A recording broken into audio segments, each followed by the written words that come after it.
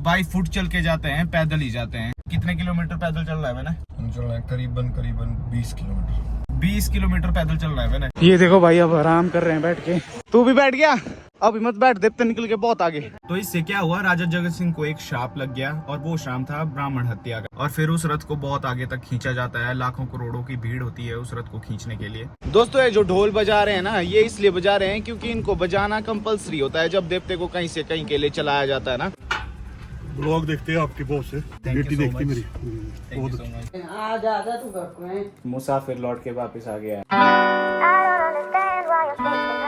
Hey guys, this is Anil Chauhan. कैसे हो आप सब? Welcome back to another blog. दोस्तों, आज दशहरे का आखिरी दिन है और हमें लगभग 3-4 दिन हो गए हैं कुल्लू में। पूरे कुल्लू मनाली में जितने भी देवी देवता है ना, हर एक गांव के, वो सारे दशहरा में आते हैं और 7 दिन ये दशहरा में ही रहते हैं, जितने भी देवी देवता हैं। लेकिन ये जो आखिरी दिन है ना, जो कि आज 7वां दिन है, इस दिन ये सारे देवी देवता अब अपने गांव की तरफ वापस निकलते हैं। और सारे गांव वाले अपने देवता को जब ले जाते हैं तो किसी व्हीकल में नहीं ले जाते हैं वापस, बाई फुट चल के जाते हैं, पैदल ही जाते हैं। और वैसे ही मेरे को भी जाना है आज हमारे कुल देवता महादेव जी को लेके। कितने किलोमीटर पैदल चल रहा है मैंने? चल रहा है करीबन 20 किलोमीटर। 20 किलोमीटर पैदल चल रहा है मैंने। ये तो चलो गाड़ी में रुकेगा कुल्लू में, पर मेरे को 20 किलोमीटर जाना पड़ेगा देवता के साथ। बट मैं अकेला नहीं जा सकता ना, तो मैं इसको ले जा रहा हूँ। नहीं शूट चलेगा ना तू?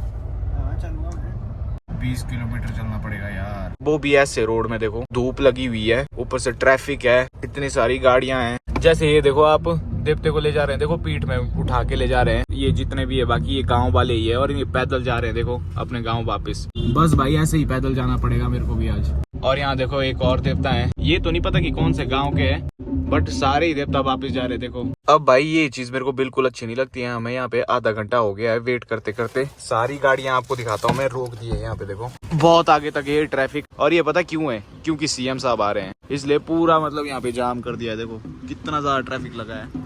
और पॉलिटिशियंस के आने या जाने में जो नॉर्मल लोग होते हैं हमारी तरह, बहुत सफर करना पड़ता है। दोस्तों, आज कुल्लू दशहरे का आखिरी दिन है और आज कुल्लू दशहरे से रिलेटेड एक बहुत ही इंटरेस्टिंग कहानी सुनाऊंगा आपको मैं। तो कुल्लू का जो ये इंटरनेशनल फेयर है ना, दशहरा, ये आज से 350 साल पहले शुरू हुआ था। उस समय ना यहाँ पे एक राजा थे जिनका नाम था राजा जगत सिंह। तो स्टोरी कुछ ऐसी है कि जब राजा जगत सिंह का शासन काल था ना, तब कुल्लू मनाली में ही जगह है एक मणिकर्ण में एक छोटा सा गाँव पड़ता है टिप्परी नाम का। वहाँ पे एक गरीब ब्राह्मण रहता था। तो वो जो गरीब ब्राह्मण था, उसको लेकर राजा जगत सिंह को कोई गलत फहमी हो गई थी, जिसके कारण उसने आत्मदाह कर लिया, मतलब खुद के प्राण जो है वो ले लिए। तो इससे क्या हुआ, राजा जगत सिंह को एक शाप लग गया और वो शाप था ब्राह्मण हत्या का। हमारा जो हिंदू रिलीजन है ना, इसमें सबसे बड़ा अगर कोई पाप माना जाता है वो ब्राह्मण हत्या का माना जाता है। तो ये श्राप लग गया था जगत सिंह पे उस इंसिडेंट के बाद। फिर इस श्राप के लगते ही राजा जगत सिंह बहुत ज्यादा बीमार रहने लग गए, उनकी तबियत कभी भी ठीक नहीं रहती थी। फिर एक और ब्राह्मण आए जिन्होंने राजा जगत सिंह को एक सोल्यूशन बताया, और एज अ सोल्यूशन उस ब्राह्मण ने राजा जगत सिंह को ये बताया कि रघुनाथ भगवान जी के चमत्कार जो हैं वो ही आपको ठीक कर सकते हैं। और ये जो रघुनाथ भगवान जी हैं वो अभी अयोध्या में स्थापित है। अयोध्या में रघुनाथ भगवान जी का मंदिर था।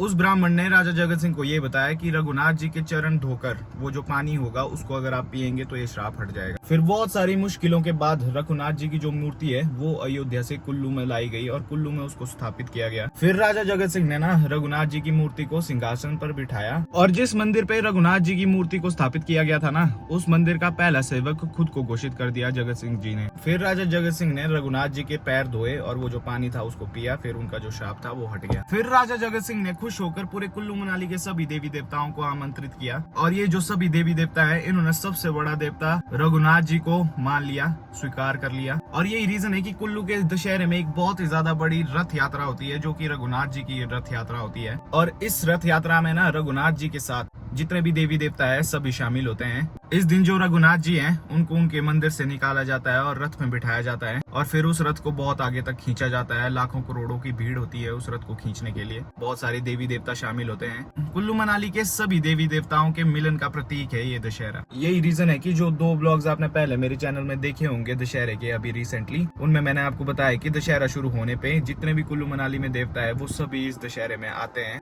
और इस रथ यात्रा में रघुनाथ जी के रथ के साथ शामिल होते हैं। और आज यानी कि जो 7th डे ऑफ दशहरा है, आखिरी दिन दशहरा का, आज वो भव्य रथ यात्रा होती है। सोच रहा था जाकर आपको पर्सनली शूट करके दिखाऊंगा मैं, लेकिन मेरे को हमारे देवता के साथ आना पड़ रहा है गांव की तरफ पैदल जाने के लिए, क्योंकि देवता को गांव तक छोड़ना होता है। ये भक्तों की जिम्मेवारी होती है। बताने वाले बताते हैं कि 1660 में ये दशहरा पहली बार हुआ था कुल्लू में। इसके अलावा कुल्लू के दशहरे की खास बात पता क्या है? यहाँ पे ना रामलीला मनाई जाती है, ना ही यहाँ पे रावण का दहन होता है। तो ये कुछ हिस्ट्री है गाइस। आज रथ यात्रा निकालेंगे, लास्ट डे है आज, तो मैंने सोचा इसके बारे में मैं हिस्ट्री बता देता हूँ और थोड़ा आपको रथ यात्रा दिखा भी देता हूँ कि कितना भव्य समारोह होता है वो। ठीक है ओके, चल निशु आजा। तो गाइस ये आगे देखो हमारे देवता। अब इनके साथ जाना है हमने यहाँ से लेकर 20 किलोमीटर आगे इस तरफ। दोस्तों ये जो ढोल बजा रहे हैं ना, ये इसलिए बजा रहे हैं क्योंकि इनको बजाना कंपलसरी होता है जब देवते को कहीं से कहीं के लिए चलाया जाता है ना। और अब जब तक देवता को गांव वापस नहीं पहुंचाया जाता है तब तक ये ढोल नगाड़े लगातार बजते रहेंगे, रुकेंगे नहीं। गाइस यहाँ पे एक चीज का बेनिफिट ये है कि बीच बीच में छाया भी मिल रही है ना पेड़ों की वजह से, तो ज्यादा दिक्कत नहीं आ रही है। वरना अगर धूप ही होती ना पूरा रास्ता तब तो होता ही नहीं भाई पॉसिबल चलना। भाई यहाँ पे रास्ते में मिला देखो पानी, तो प्यास बुझा ही लेते हैं अपनी। 2 मिनट पानी पीने के लिए क्या रुके, काफी आगे पहुंच गए सभी लोग। भाई ठंडा नहीं था ये पानी, तो मजा नहीं आया उतना। गाइस गर्मी लगना शुरू होगी ये बहुत ज्यादा, तो मैंने ये रिमूव कर दिया। ये काफी मोटी सी है ना, तो इससे और भी ज्यादा गर्मी लग रही है। गाइस हम पता कितना चले, अभी 6-7 किलोमीटर चल दिया भाई हम। ये देखो भाई अब आराम कर रहे हैं बैठ के। तू भी बैठ गया? अभी मत बैठ, देवते निकल के बहुत आगे। चल चल चल चल आजा। गाइस हम काफी ज्यादा पीछे रह गए। पता नहीं जो लोग देवता के साथ थे ना वो बहुत ही ज्यादा तेज चले गए भाई, पता ही नहीं लगा इतनी तेज कैसे निकल गए वो। हम बस पानी पीने के लिए रुके थे एक जगह और जैसे ही मुड़ के देखा गायब भी हो गए। अभी चल चल के थक गए, मिले ही नहीं वो, तो हम रुक गए अभी यहीं। क्या हो गया? देवता का मचा उस रोड में दोस्तों हमारे को धूप लग रही है, गर्मी भी लग रही है। यहाँ पे देखो लोकेशन क्या सही है, यहाँ आ गए हम अभी।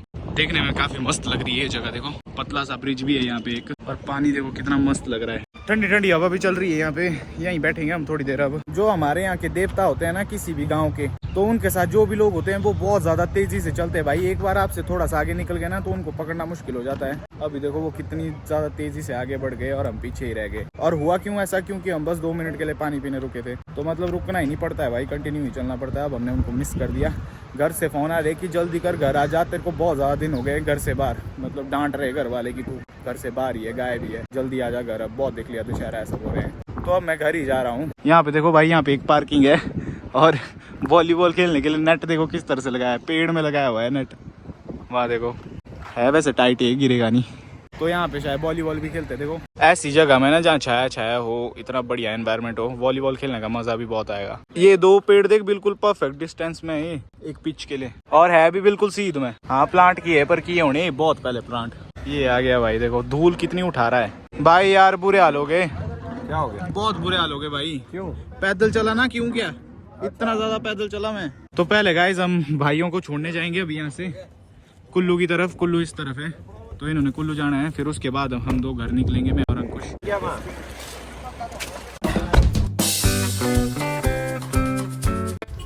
इसमें आ लिया अंदर से। मैं प्रिंसिपल हूँ इंस्पेक्शन में। अच्छा मैं भी बंजार का हूँ। अच्छा अच्छा।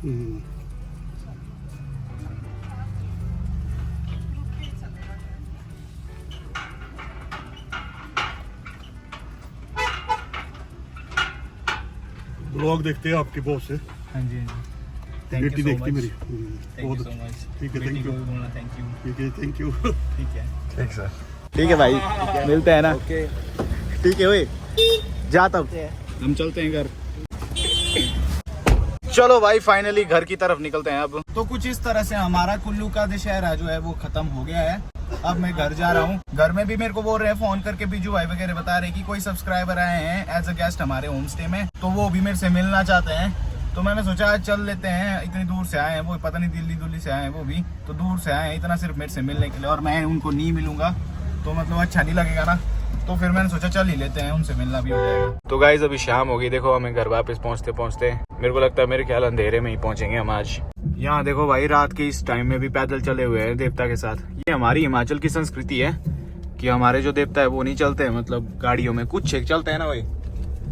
तो अब भी पैदल चले हो। देखो कुल्लू से यहाँ तक लगभग कितना किलोमीटर होगा भाई?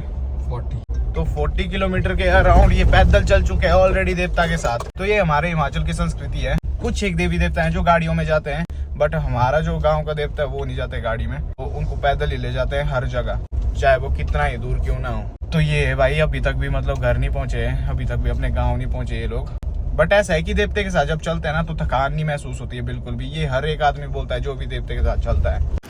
तो गाइज फाइनली घर वापस आ गए हैं। आप लोगों ने भी ब्लॉग्स में बहुत मिस किया होगा मेरे घर को, मेरी मम्मी को, मेरी फैमिली मेंबर्स को, सभी को, क्योंकि आप लोग सब उनसे बहुत ज्यादा कनेक्टेड हो। तो चलो उनसे मिलते हैं सभी चल के अंदर। गुन्नू की तबीयत पे भी अपडेट लेते हैं। देखो गुन्नू काफी ठीक हो गया है पहले से, मेरी याद आ रही थी गुन्नू। तो गाइज काफी हद तक रिकवर हो गया हमारा गुन्नू। देखो नमस्ते। कई दिनों से आज आजा तू घर को है। मुसाफिर लौट के वापस आ गया है। आना ही पड़ता है। यहाँ देखो भाई करवा चौथ के लिए रेडी हो गए हैं, रोटियां बना रहे हैं। वाह हैप्पी करवा चौथ सबको। ये रीढ़ का हुआ नहीं था अगर में ना, तब मैंने सुबह ही करना था आपको डिश। रीढ़ का हुआ का मतलब होता है, क्या मतलब होता है हिंदी में बताओ? घुमा हुआ जो मतलब घूमता रहता है। हमारा पशु। पशु पशु तो मत बोलो मेरे को, पशु बोल रहे हैं। यहाँ देखो रोटियां बनाते हुए छन छन हो रही है। पायलों की भाई, पायलों की नहीं है, चूड़ियां है ये। अच्छा सॉरी, हाँ चूड़ियां। पापा जी कहाँ हैं? वेलकम बैक है। लॉन्ग टाइम नो सी। तो गाइज यहाँ पे हमारे बड़े भैया भी हैं हमें मिले हुए। अभी यहाँ पे मम्मी जी करवा चौथ की तैयारी कर रहे हैं, लेकिन चांद का पता नहीं है क्योंकि चांद आज लेट आएगा। तो चांद मेरे किचन में है आज, ये आप देख सकते हैं। तो चांद लेट चांद है किचन में मैं। हाँ तो तारीफ कर रहा हूँ मैं आपकी, झूठी। तो गाइज ये था आज का ब्लॉग। अभी फिलहाल वक्त हो गया इस ब्लॉग की एडिटिंग का, तो आपसे अब मिलूंगा मैं नेक्स्ट ब्लॉग में। Till then take care, have a good day, bye.